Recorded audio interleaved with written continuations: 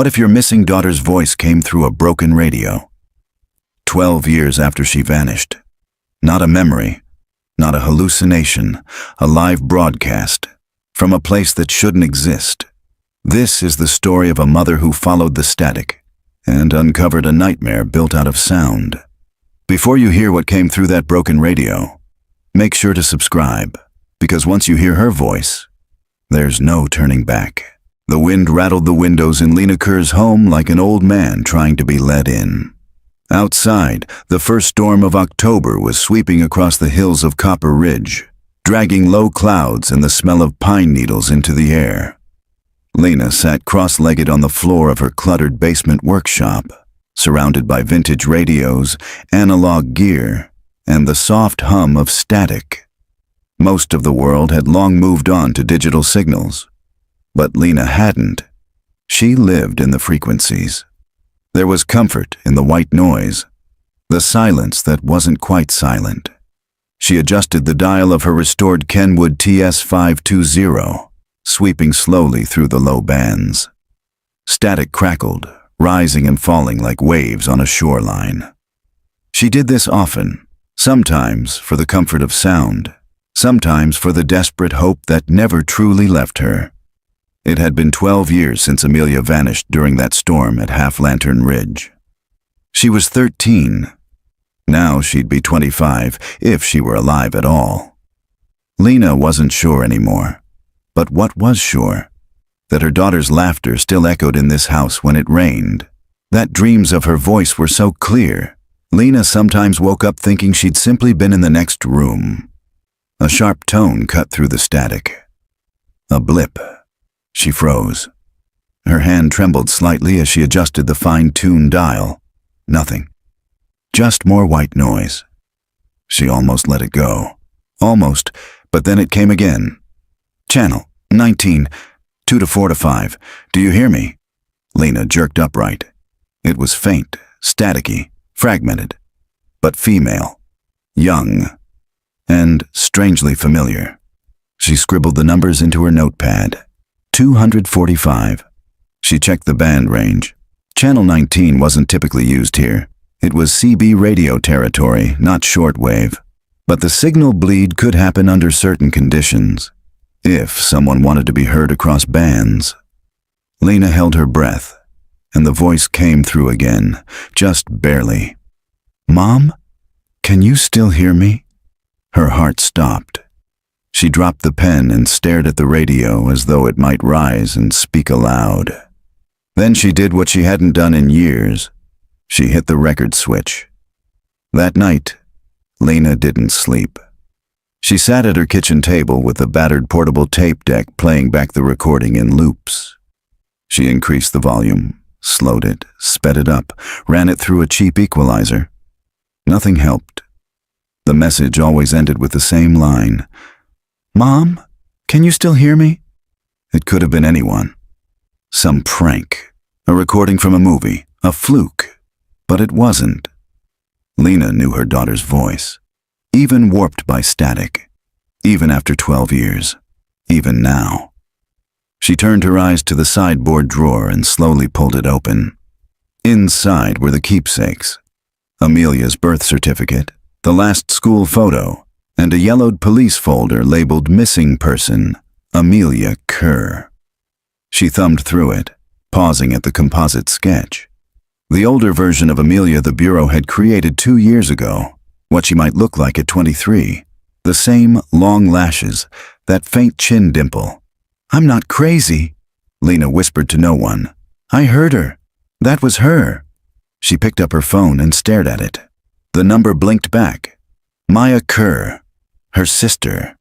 The last person who'd ever believed Lena was too obsessed to let go. Lena tapped out a message. Need your help. Now it's Amelia. I heard her. It's starting again. The typing dots blinked, paused, and disappeared. No response. Lena leaned back in her chair, exhausted, eyes fixed on the ceiling. Thunder rolled in the distance. She got up, went back downstairs, and sat again by the Kenwood. She tuned back to Channel 19, hoping against reason. And then, once more, Don't stop listening. Please, you're the only one who can still hear me. By morning, the storm had passed, but Lena's thoughts were still thunderclouds. She stood in the glow of the open fridge, sipping orange juice straight from the carton. Her phone remained on the counter, silent, until it vibrated at exactly 8:03 a.m. Maya Kerr. I'm driving up. Don't make me regret this. Lena's reply was instant.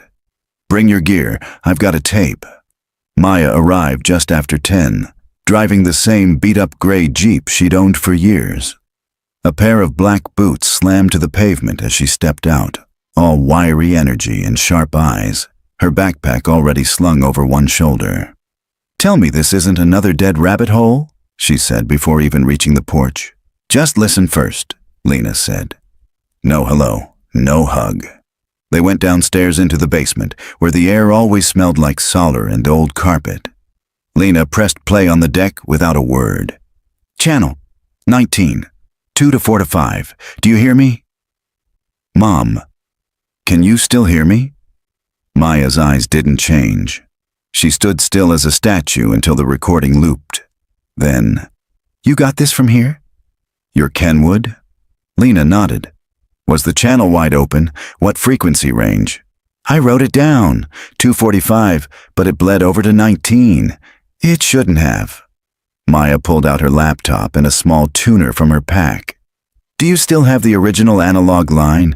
I want to do a noise floor analysis. I never touched it, Lena said. I knew you'd want the raw. Maya gave a rare approving nod. Let's see what ghosts we're chasing. It took 2 hours for Maya to run the sound through her equipment. She uploaded the signal, filtered the waveform, ran spectral analysis, and started matching against voice sample databases. She worked fast, her fingers flying over the keyboard, stopping only to sip Lena's burnt coffee. Finally, she leaned back. The voice is real. Not a sample, not spliced.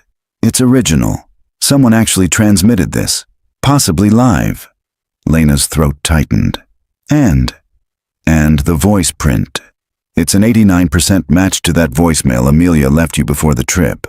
The last message on your phone. Lena sat down slowly. Jesus, Maya whispered, staring at the screen. You hear it too, don't you? Lena said. It's her. I'm not saying that, Maya replied quickly. I'm saying this sounds like her. But this kind of clarity, over shortwave, it doesn't make sense. She said channel 19, 245.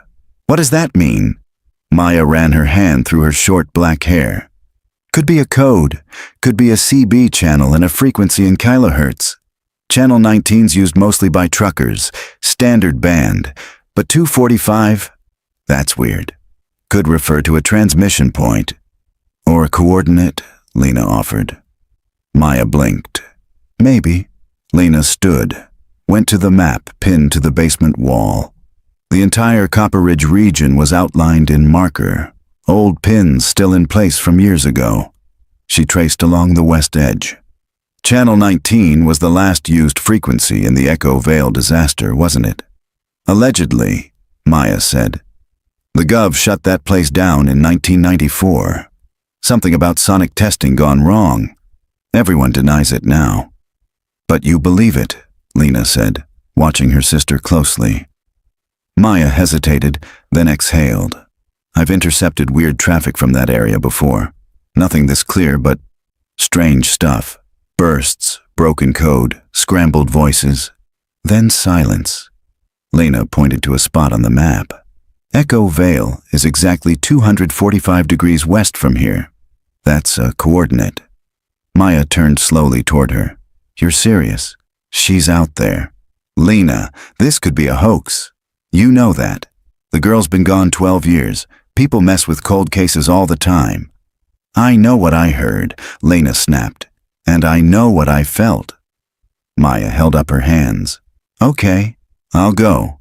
But if this turns out to be some idiot with a voice modulator and a YouTube channel, it won't, Lena said. I'm just saying, if this is Amelia, and she's alive. Lena's voice broke in. Then we bring her home. They packed light. Food, flashlights, solar chargers, and every piece of portable radio gear Maya owned. Lena brought Amelia's old charm bracelet. Maya brought a .38 revolver she said was for coyotes, but Lena knew better. They drove out by noon, heading west toward the forbidden hills of Echo Vale. The land changed the farther they drove. Townhouses and grocery stores gave way to old mining roads, forgotten telephone poles, and sky so wide it made the world feel unmoored. By 2:30 p.m., they reached the edge of the vale, a collapsed wire fence with a faded government warning sign barely clinging to its post. Maya stopped the jeep. "This is where the grid goes dead." Lena checked the radio. Static. Then, "Don't stop. I'm here. Please." Her hands trembled. Maya caught her wrist gently. "Then let's find her." The moment they passed the broken fence and into Echo Vale proper, the silence grew unnaturally deep. No birds, no wind through the trees, not even the buzz of insects, just the crunch of tires over gravel and the faint hum of the radio static still coming from Lena's lap. Maya pulled the jeep off the main path and into the woods, following an old maintenance trail barely visible through the undergrowth. "This place shouldn't exist," she said, voice tight. "It's been off maps for decades." "But someone's still transmitting from it," Lena replied. They drove for another 15 minutes, deeper into what looked like nature trying to erase man's mistakes. Fallen power lines rusted beside trees that grew through them. Half-buried posts stuck out of the ground like broken bones. Nature, aggressive and overgrown, had swallowed whatever had once stood here. The road ended abruptly near a collapsed watchtower, its rusted frame tilted like a leaning cross. The structure looked burned, its metal melted in places as if by extreme heat. Maya cut the engine. The silence afterward was so profound, Lena felt like her ears had popped. And then the radio came alive again. "Follow the wire. Mom, you're close." They both froze. Lena grabbed the portable tuner. "It's stronger now." Maya stepped out of the jeep, her boots crunching the dead pine needles. She pointed toward a half-buried cable snaking into the woods. It looked like part of an old utility line, thick and frayed in places, but still intact. "That must be it," she said. "Let's move." They followed the cable for nearly a mile, deeper into the forest. As they walked, Lena noticed strange markers along the way. Pieces of twine tied around branches, strips of colored tape faded by weather, even a child's plastic ring tied to a bush. Amelia had loved making markers on their hikes. "Breadcrumbs," she used to call them. "Do you see these?" Lena whispered. Maya nodded grimly. These weren't random. Someone's been maintaining a path.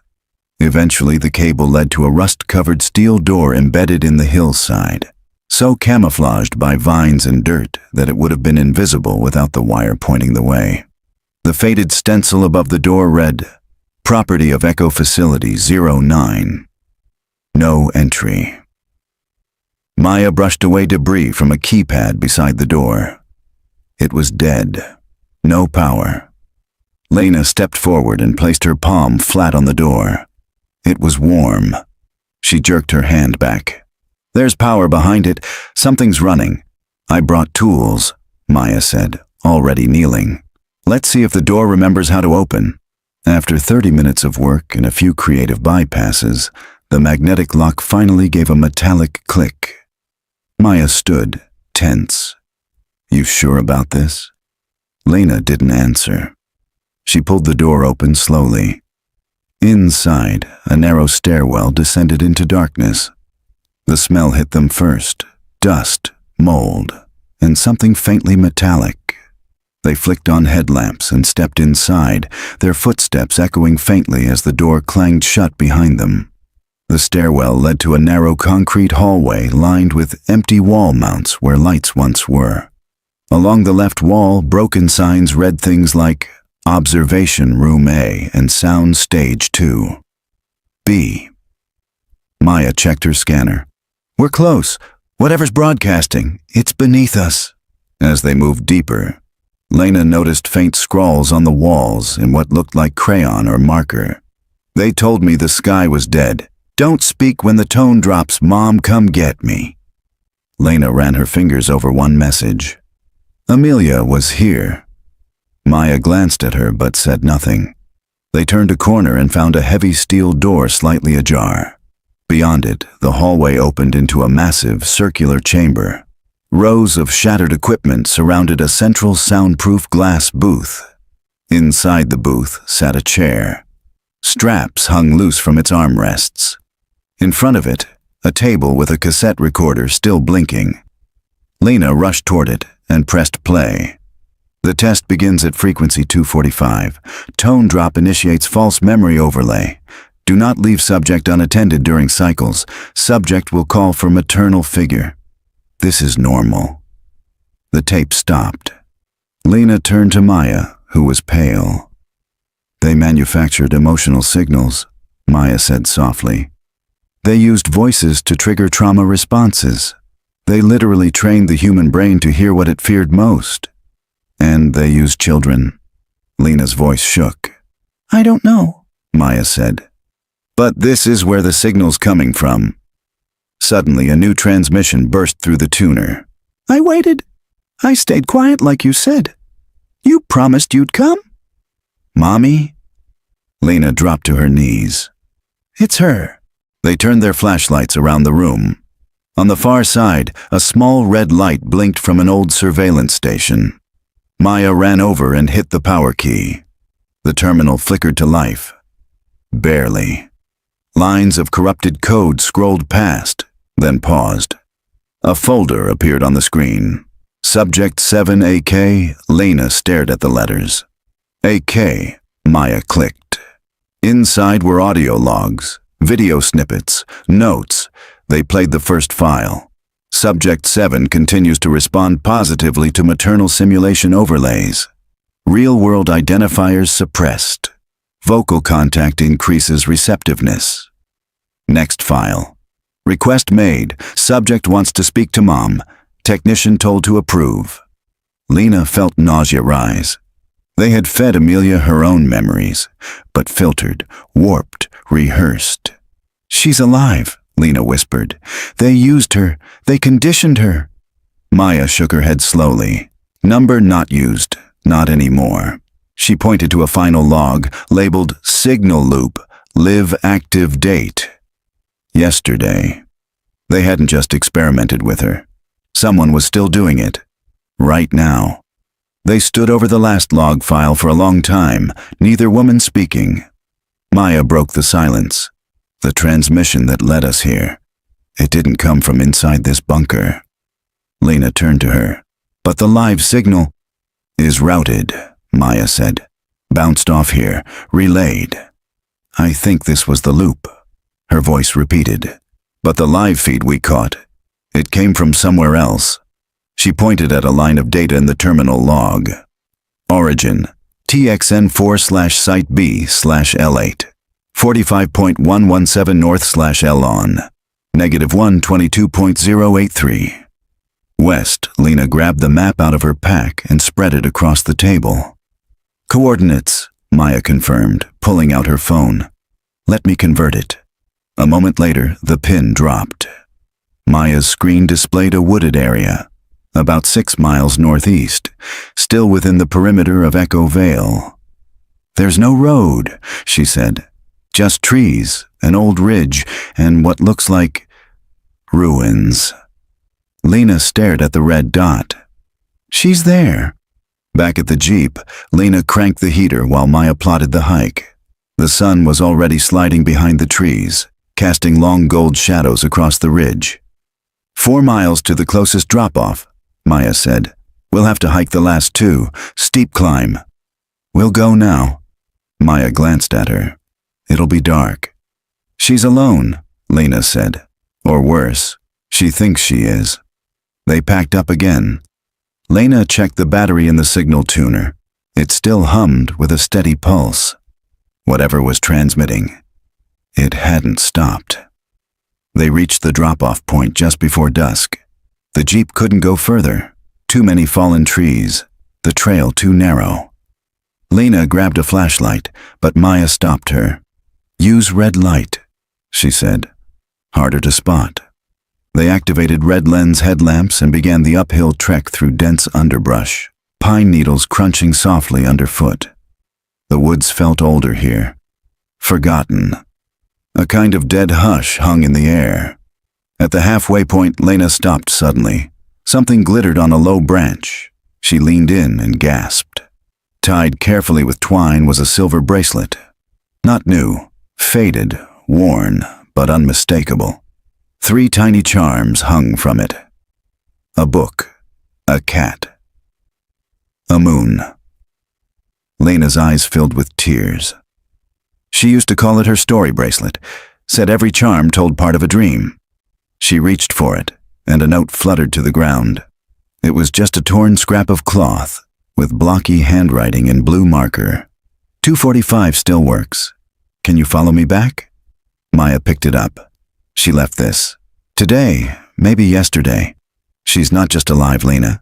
She's trying to get out. They pushed forward with renewed urgency. As night fell fully, the woods seemed to press in closer. More markers appeared. Bits of ribbon, colored string, crushed candy wrappers laid out like trail signs. At 8:13 p.m., the trees opened into a clearing. Before them stood a low, collapsed structure, swallowed by moss and vines. The stone foundation was cracked but visible. Beneath it, a stairwell descended into darkness. Lena didn't hesitate. She descended with Maya right behind her. The staircase ended in a metallic corridor lit by flickering orange bulbs. A humming sound vibrated the air, a soft electronic whine. They passed faded signage. Site B, Observation Vaults Level 1. Memory Containment Level 2. Experimental Audio. "I swear this wasn't on any record," Maya said. "Not even the echo reports mentioned a Site B." Lena pressed on, her breath catching with each turn. Finally, they reached a reinforced door. No keypad, just a handle. She pushed it open and froze. The room beyond was a bedroom. Small, sterile, yet unmistakably lived in. A twin bed. Shelves lined with books, worn and yellowed.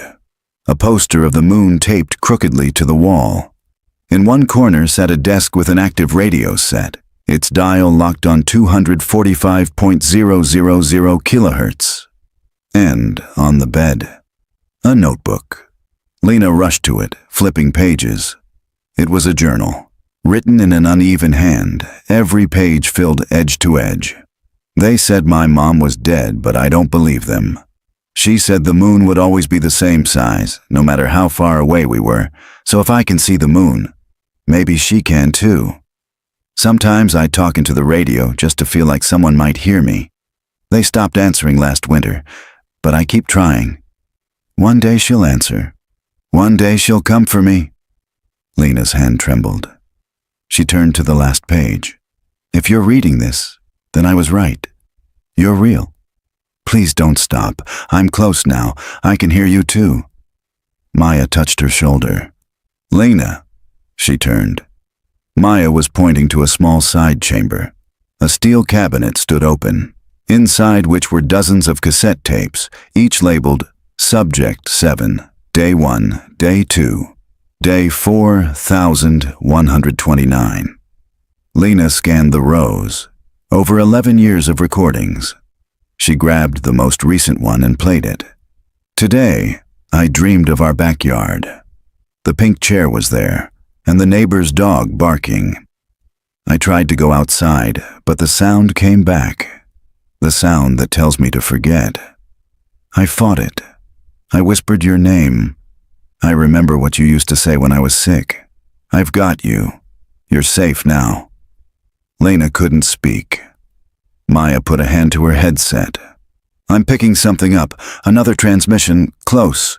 They both turned to the far wall where a ventilation shaft rattled softly. From within it, barely audible, came the sound of someone breathing. Then, "Mom? Mom?" The word floated from the vent again, quiet but distinct. It wasn't the fragmented audio from before. This was real, spoken in real time. Lena dropped the journal and scrambled toward the source, pressing her ear against the cool metal. "Amelia?" she whispered. "Is that you?" A long pause.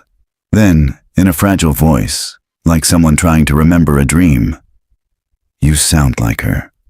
Lena's heart twisted. "It is me. It's Mom, sweetheart. I'm here. I'm really here." Silence stretched for several seconds, broken only by the soft breath of whoever was on the other side of the shaft.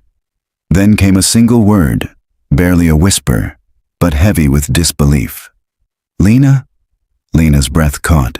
"Yes, yes, baby. It's me. I came for you." "Lena," Amelia repeated, testing the name like it was unfamiliar. "They said you were dead. They said you burned in the sky." Tears spilled from Lena's eyes. "They lied to you. None of it was real. There's no war, no sky fire, no end of the world. I never stopped looking for you." More silence. Then, "They told me if I stopped remembering, the pain would go away." Lena pressed her forehead to the vent. "You don't have to forget anymore. I'll help you remember. I'll get you out of here." Behind her, Maya was scanning the room, flashlight beam moving across every surface. "There has to be a way to that shaft," she muttered. "She's nearby, probably in the maintenance wing or a sub-level." A low groan echoed from somewhere in the walls, followed by a mechanical thump. "She's moving," Maya said. "Maybe the vent leads to another living chamber. Help me find the access door." Lena stood, her knees shaking. "Amelia, can you hear me? We're coming to you." "I'm scared," the voice said. "They said if I left, the sound would eat me." Lena closed her eyes. "No one's going to hurt you. Not anymore." They found the access tunnel behind a broken shelf, just wide enough to crawl through. Maya went first, her flashlight carving a path through dust and cobwebs. Lena followed close behind, her heart pounding. The tunnel opened into a lower corridor, dimly lit by old red emergency lights. The air was thicker down here, moist and stale, with a faint ozone tang. The hallway branched into 3 doors. One was sealed tight with a bio-lock. The second was ajar. The third had Amelia's name scratched into it, just A in uneven lettering. Maya signaled toward the open door. "Movement in there." They entered cautiously, flashlight steady. The room inside was small, half observation cell, half bedroom. A cot, a desk, a water dispenser. And curled in the far corner, knees drawn to chest, was a young woman. She looked up, eyes wide and unfocused in the red light. For one long, suspended second, no one moved. Then Lena said softly, "Amelia?" The girl blinked. She was thin, her hair long and uneven, her arms covered in faint scars and smudges of marker.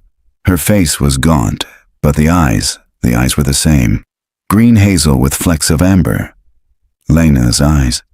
Amelia flinched. "No, you're a voice. One of the simulations. They keep sending you to test me." Lena stepped closer, careful not to spook her. "I'm real. I promise you. I'm your mom." Amelia's lips trembled. "Prove it." Lena crouched. She spoke slowly. "When you were 6, you broke your arm falling out of the pear tree. I was right below and you landed on me. We both cried, and then I carried you in my arms to the car, even though I'd twisted my ankle. You said, 'You still caught me, like always.'" Amelia stared. Tears welled in her eyes. "You remember that?" Lena nodded, crying now. Every day. Slowly, Amelia reached forward and touched Lena's face with one trembling hand. Her fingers brushed the tear tracks. She pulled back sharply, startled. "You're warm." "I'm real." Amelia began to sob. It took time to coax her out. She didn't trust the door, or the lights, or Maya. She kept asking, "Where are the watchers? Are the sounds off? Is the sky clean?" Maya moved quietly, mapping a path out. No cameras working. This wing's a dead zone. We can walk out if we go now. Lena wrapped Amelia in a blanket from the cot. I'm taking you home, she whispered. We'll go slow. You don't have to understand everything now. Just follow my voice. But as they reached the hallway, Amelia froze. Her body stiffened. She turned her head sharply, like she was hearing something no one else could. The tone, she whispered. Then louder. The tone's back. Suddenly the radio on Lena's hip crackled violently. S-T-A-Y. A distorted sound tone pierced the silence, a low frequency pulsing rhythmically. Amelia screamed and dropped to the floor, clutching her ears. Lena tried to shut the radio off. It wouldn't power down. Maya yanked the batteries. The signal continued without power. It's being broadcast through the building, Maya shouted. Through the walls! Amelia screamed louder. Then suddenly, she began repeating words. Back to the room, back to the light, forget, forget, forget. Lena dropped beside her, grabbing her face in her hands. Look at me, Amelia. Look at my eyes. This is real. You're not dreaming. Don't listen to them. But the girl was caught in a loop, her mind fraying like a broken tape. Lena did the only thing she could think of. She began to sing. A lullaby.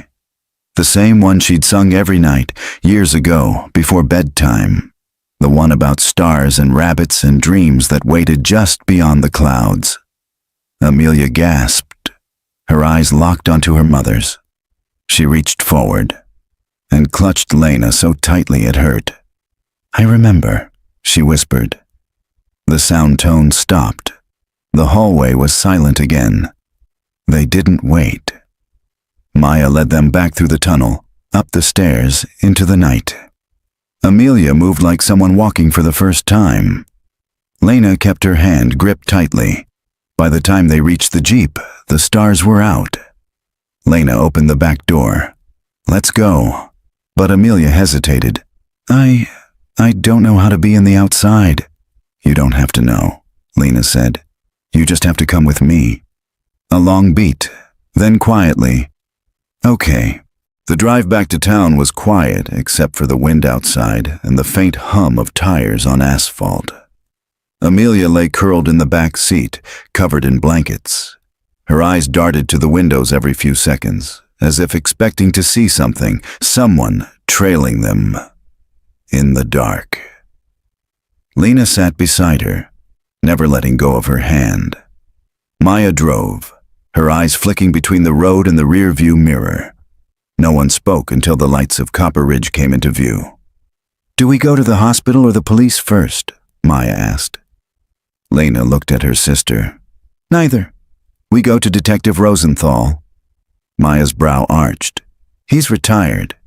He's the only one who believed me for the first 2 years. He owes me. Detective Samuel Rosenthal hadn't aged well. When Lena and Maya arrived at his cabin outside town, the once solid investigator now had a gray beard, sunken eyes, and a limp that made him look as if the earth pulled a little harder on his bones.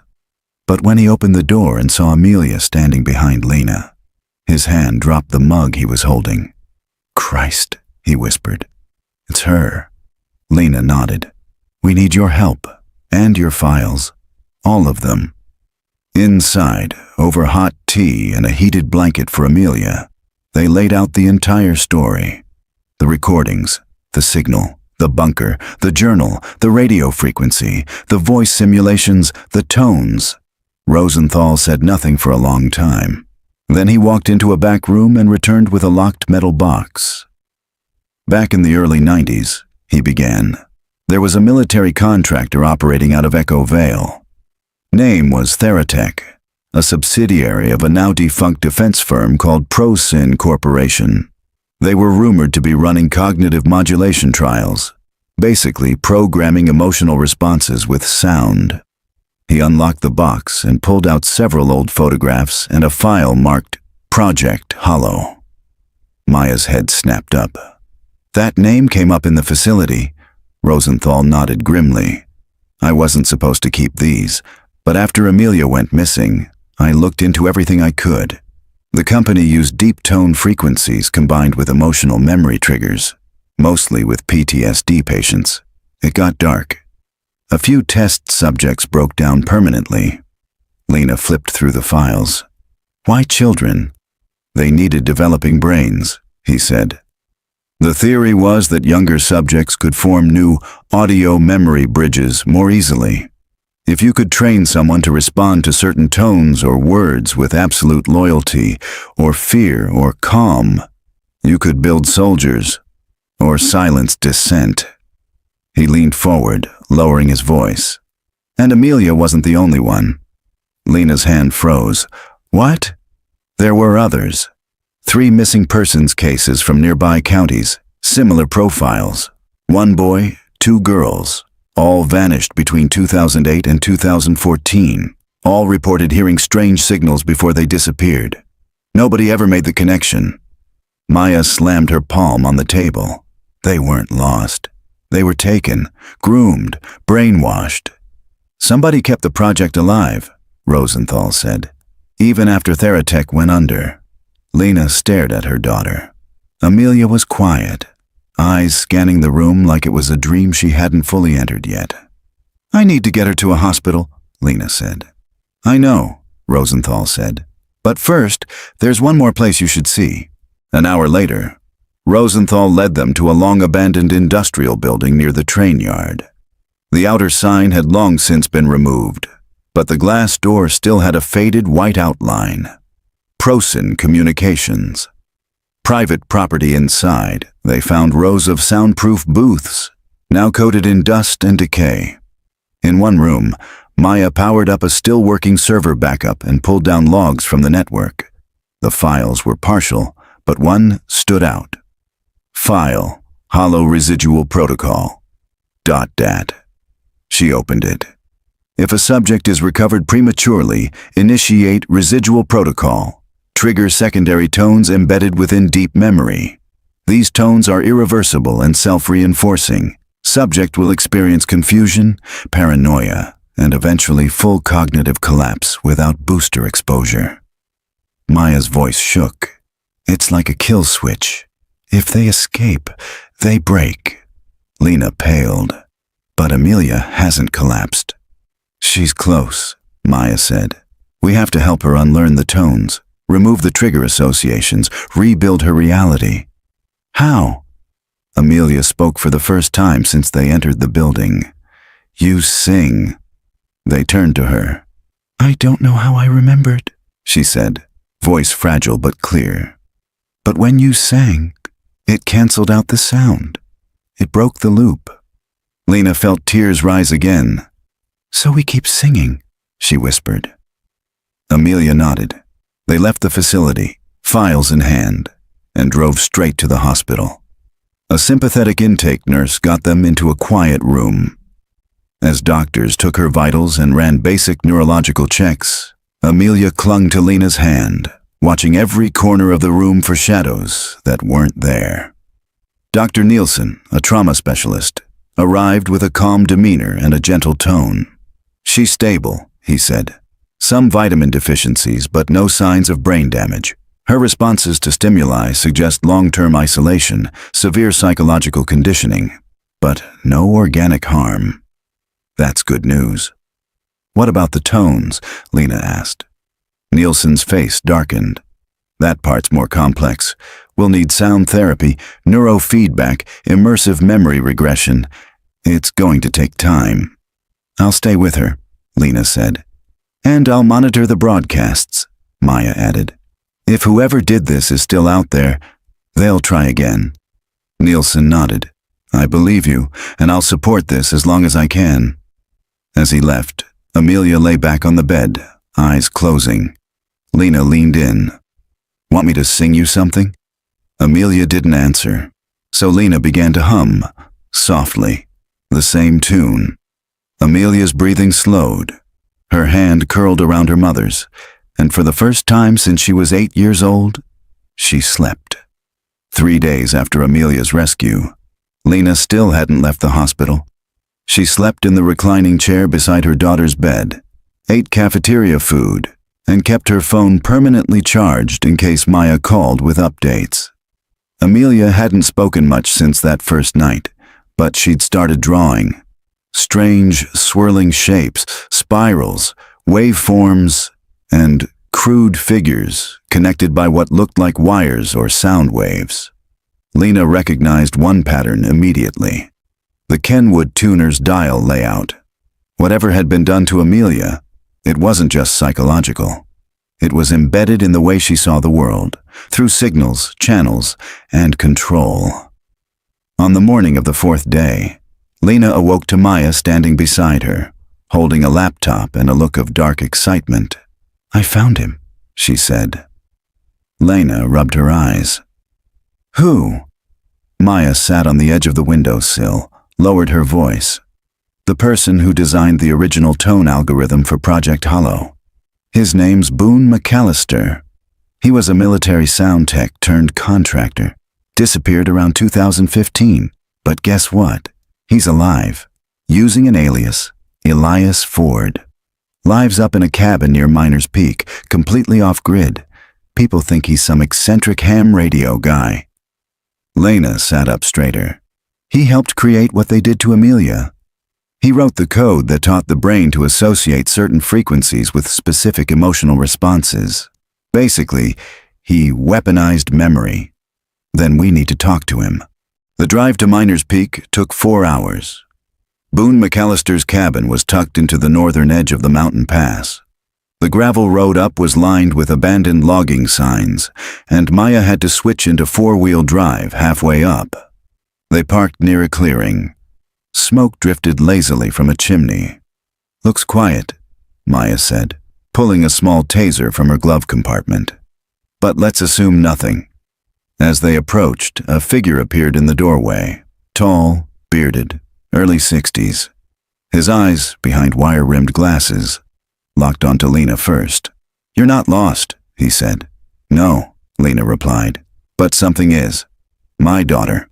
Boone stared for a beat, then turned and walked back inside without a word. Maya gave Lena a look. Lena followed him in. The interior smelled of pine wood and solar. Radio parts were strewn across every surface. Paper charts lined the walls. Wave patterns, frequency grids, scribbled equations. It looked like a combination of a workshop, a bunker, and a shrine to failed science. Boone sat at a workbench and gestured to a pair of old wooden chairs. "Sit, but don't lie." "We won't," Lena said. Maya remained standing. Boone leaned back. "So, she survived." "She's in a hospital now," Lena said. "She was held for 12 years, indoctrinated, conditioned, tortured with those tones." Boone closed his eyes, as if the words physically hurt. "It wasn't supposed to work on children. Not like that." "But it did," Maya snapped. "And it was continued long after your exit." "I warned them," Boone said, voice low. "When I left Prosin, I deleted all my research. I burned the protocols, the maps, the schematics. But I wasn't the only one working on it. There were others. They called them audio shepherds. People who believed they could use tone control to create better citizens." "Better?" Lena repeated. "They ruined her." Boone opened a drawer and removed an old audio cassette. "This is why I left. It's called the resonance breaker. It's an anti-tone, a deconditioning frequency I built in secret. Never released it. I didn't know if it worked." "What does it do?" Maya asked. "It introduces instability into the memory bridges, softens the emotional bind, makes the brain question what it believes it knows." Lena leaned forward. "Could it help Amelia?" Boone didn't answer directly. "It could also wipe her entirely if she's too fragile." Lena took the cassette. "We'll try it gently, slow exposure, in a controlled setting." Boone met her eyes. "You really love her." "She's my daughter." He nodded once. "Then I'll come with you." Maya raised a brow. "Why?" "I want to see if redemption's possible." Back at the hospital, the doctors weren't thrilled with Boone's presence, or the cassette. But Lena had authority over Amelia's care. Dr. Nielsen agreed to let them test the resonance breaker in the neurotherapy suite under supervision. Amelia was hesitant, but curious. When she saw the tape, her expression shifted. "That's the shape from my dreams." Boone sat across the room and spoke for the first time. "You remember it because they trained you on a looped frequency. This one is different. It'll sound like the same shape, but it leads out, not deeper in." "Why should I trust you?" "You shouldn't," Boone said, "but you can trust the music." They played the tone. It was soft, barely audible, a shimmering hum with a strange dissonance beneath, like wind blowing through a flute in reverse. As it played, Amelia sat very still. Then she began to cry, but not in fear. She reached for Lena's hand. "I can see the house," she whispered. "Our porch, your voice on the phone, my room, the pink glow stars on the ceiling." Lena was weeping too. "You're remembering. I think I'm coming back." The resonance breaker worked. Too well. By the second day of treatment, Amelia could recall specific memories with startling clarity. Her 7th birthday party, her favorite cereal, the time she skinned her knee during a bike race with her cousin. Her emotional responses, joy, fear, sadness, returned naturally, no longer triggered by tones or control phrases. But with every breakthrough came another effect. Bleed. It started small. The hospital's intercom systems began emitting faint tones before messages. The fluorescent lights in Amelia's room flickered at random intervals, in rhythm with an unseen signal. Maya noticed it first. She tapped into the hospital's server and found unauthorized access points, low-level pings trying to piggyback onto the hospital's audio network. "They know she's awake," Maya said. Lena's stomach turned cold. "Who's they?" Boone stood in the doorway of the hospital suite, pale and tight-lipped. "The ones who stayed in the project after I left. They didn't want to release control. The signal you're seeing is part of the fail-safe protocol. If a subject begins to break orbit, they re-engage the source tone, remotely." Lena looked at Amelia, who was seated on the floor drawing again. Her hands were steady, her face calmer, but her eyes flicked to every flicker of light or beep from the machines. "We have to stop it," Lena said. "She can't go through this again." Later that evening, the hospital intercom crackled. "Code 245, Pediatric Wing. Stand by." Lena jumped. "Did you hear that?" Boone rushed to the nearest wall panel and tore off the casing.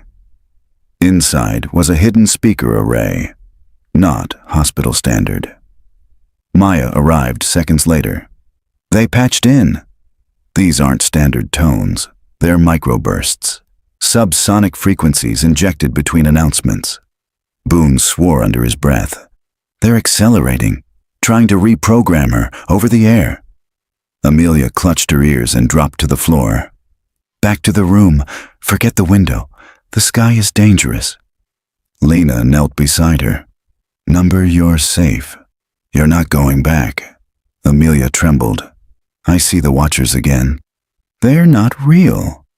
"They were never people," Amelia whispered. "They were sounds in skin." Lena held her tighter. "Then listen to my voice. Just mine." Boone and Maya worked quickly, ripping the audio relay out of the wall, replacing it with an analog blocker from Boone's equipment. The moment they did, the tone stopped. Amelia relaxed.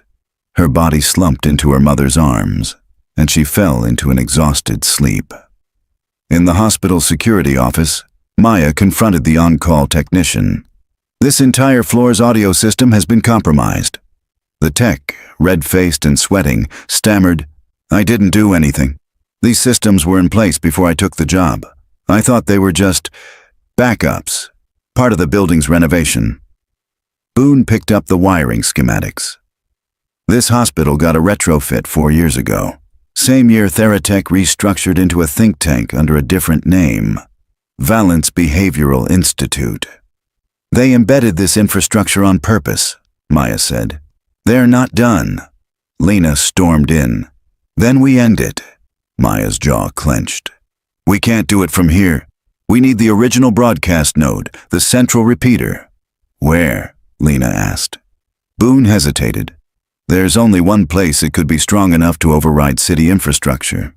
He pulled out a crumpled map of Echo Vale and pointed to the center. Site 0. Deepest part of the valley. Underground command station. It was sealed after the collapse, but... He paused. I know a way in. Lena looked at Amelia, now resting peacefully, the red light of a biomonitor pulsing in sync with her breath. She turned to Boone and Maya. Then let's shut it down. The next morning, Amelia woke stronger. She dressed herself, ate breakfast, even smiled at a nurse who brought her juice. When Lena asked if she remembered what happened during the tone bleed, Amelia nodded. They were trying to put me back in the sleep, she said. But I stayed with you. You always will, Lena said. Boone approached her gently. We're going to stop them now. You've already done the hardest part. Will they try to take me again? No, Lena said firmly. We're not letting them near you ever again. Amelia looked up at her mother, then at Maya and Boone. Then take me with you. They all blinked. No, sweetie, Lena said. It's dangerous. I know where the center is, Amelia said. I was there once, a long time ago. Boone froze. You've been to Site 0? I saw the tunnel, the black gate, and the man with no face. Boone sat down heavily. The sensory deprivation wing. That's where they held the first test subjects. She remembers, Maya said. She could lead us in. Lena didn't want to say yes, but the look in Amelia's eyes wasn't the blank confusion from days ago. It was purpose. They left at nightfall. Maya packed a field kit. EM blockers, spectrum jammers, shortwave gear, and a portable server node. Boone brought the last remaining anti-tone cassettes, stored in reinforced tape decks. Lena brought a photo of Amelia as a child, and a promise in her heart. Amelia brought nothing, but as they drove toward Echo Vale again, she quietly whispered, I know the way through the dark. The entrance to Site 0 was hidden beneath what remained of an old ranger outpost, long since claimed by moss and rot. Beneath a rusted trap door, cleverly disguised under a bed of pine needles, lay a steep staircase that vanished into darkness. They reached it just before dawn. Amelia was the first to speak. This is the place. Lena gripped her hand. You sure? Amelia nodded. There's a metal room at the bottom. A voice used to come from it. He told me how the sky ended. Boone adjusted the heavy tape recorder on his shoulder. That would be the command node. Every test subject's tones were managed from there. Audio loops, emotional overlays, sensory timers. Maya flicked her flashlight on and started descending. Let's end it then. The air inside Site 0 was thicker than any place they'd been. Not just humid, charged, like static lived in the walls.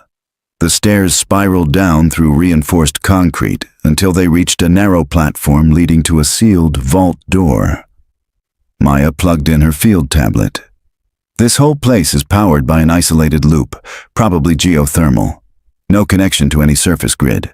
That's why the tones never stopped. She pulled up an access protocol and ran a bypass. After a tense 40 seconds, the door hissed and slid open. Inside was a dome-shaped room filled with terminals, blinking lights, and acoustic panels, most of which were cracked or torn. A massive speaker system hung from the ceiling like a shrine. In the center was a single steel chair, bolted to the floor. I sat there, Amelia whispered. Lena didn't answer. Her legs felt like they might give out. Boone slowly walked toward the terminals. These panels are still active. Someone's still sending signal. Maya nodded toward the far side. I've got a second signal path, not automated, manual override. Someone's been here recently, Boone said. That's when they heard it. Footsteps, light but deliberate, coming from a corridor to their left. Amelia didn't move. She stared straight at the corridor and said, "He's still down here." The footsteps grew louder. Then a man stepped into the room. He was clean-cut, mid-40s, wearing a lab coat and an ID badge that read, Dr. Elian Voss. Valence Institute, Lena instinctively stepped in front of Amelia. "I was wondering when you'd come," the man said calmly. "You've caused quite a stir. Bringing her here? Bold." Maya lifted the taser in warning. "You want bold? Try me." Voss raised his hands. "Please, no need for threats. You're too late anyway. The system is ending. The signal chain has already been set to purge." Boone stepped forward. "You ran Hollow's continuation, didn't you?" "I refined it," Voss said. "Removed the instability. The earlier models, your models, were crude. But with Amelia..." Lena snapped. "She's not your test subject. She's my daughter." Voss tilted his head. "She was a breakthrough, the first subject to survive the full tone spectrum and retain identity. Do you know what that means? I know she suffered for 12 years while you played God. She's the template, Mrs. Kerr. She doesn't just respond to tones, she emits them.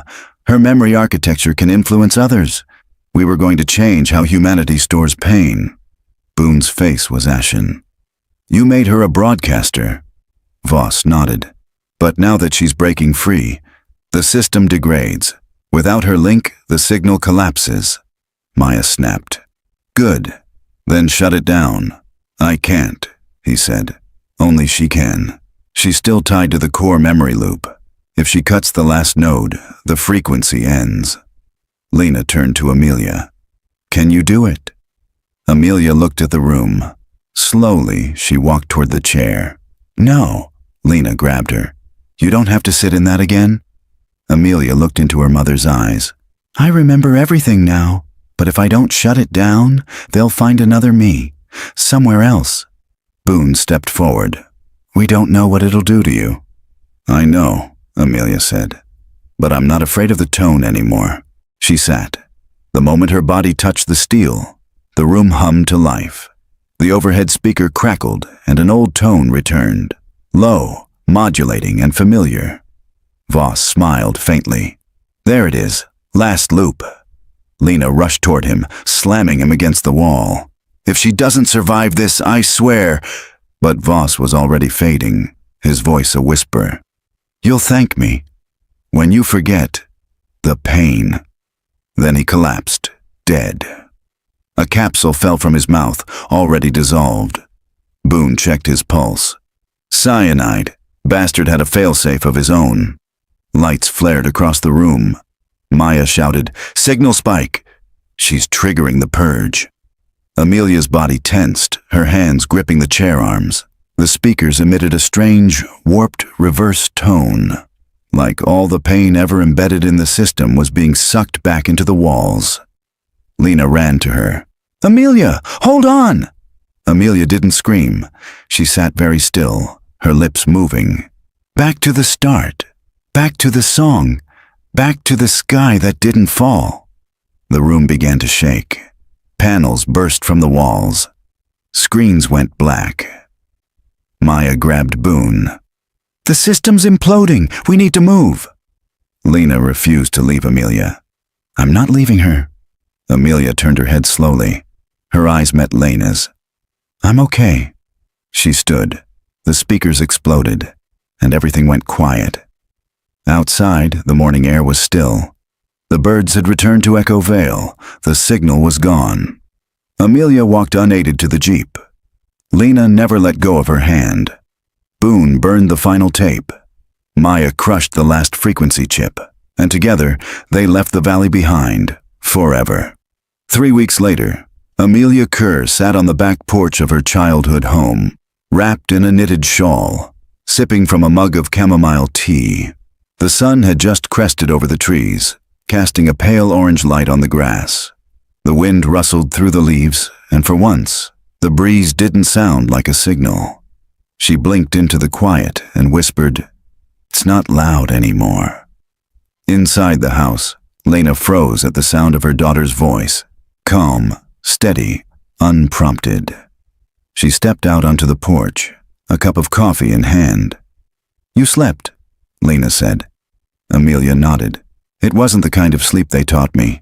No dreams in code, just blackness, and then light." Lena sat beside her, close but not crowding. She'd learned in the past 21 days that Amelia's mind operated like a tuning dial. Too much signal, too many emotions, too fast, and she'd short-circuit. So Lena had learned to speak slower, softer, to let silence live between the words. "Do you want to try something today?" Lena asked. "A walk? The bookstore?" Amelia hesitated. "I think maybe I could go to the backyard, alone." Lena smiled. "That's more than enough." Progress came in fragments. At first, Amelia barely left her room, afraid that opening doors might unleash loops again.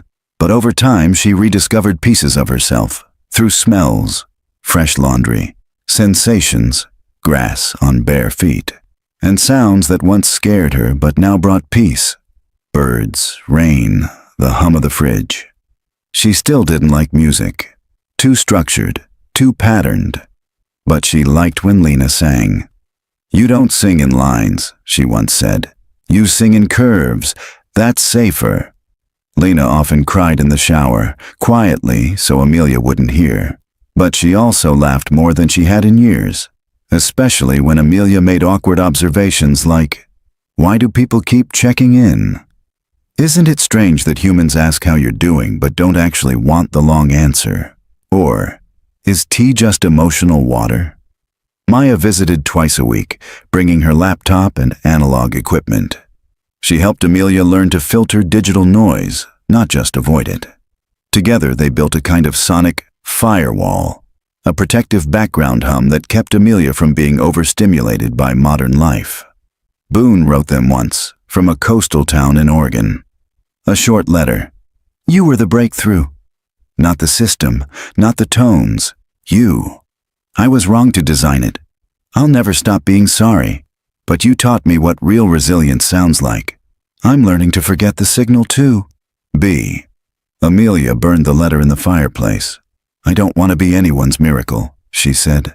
"I just want to be Amelia." Lena kissed her forehead and said, "That's all I ever wanted too." The town whispered, "Of course it did." Copper Ridge was too small not to. The girl who went missing 12 years ago just walked into the general store one Tuesday and asked for cereal. The same kind she'd eaten before she vanished. She didn't answer questions, but she smiled. Sometimes. That was enough. One Sunday afternoon, Lena took Amelia to the old butterfly garden, now rebuilt as a community park. Amelia stood frozen at the entrance, staring at the new mural. A child reaching toward the sky, painted in brilliant blue and yellow. "I used to play here," she said. "I remember this place." She took a step forward, then another. Lena watched her daughter walk into the garden where she had last seen her as a little girl, before the signal. And this time, Amelia turned back and smiled. That evening, as they made dinner, Lena asked a quiet question. "Do you remember the song I used to sing, the one with the rabbit and the moon?" Amelia nodded. "You sang it when I was sick, when I had fevers, or nightmares. I think you sang it when you realized I was gone." Lena bit her lip. "I did. Every night." Amelia looked at her. "Sing it again?" Lena did. And halfway through, Amelia joined in.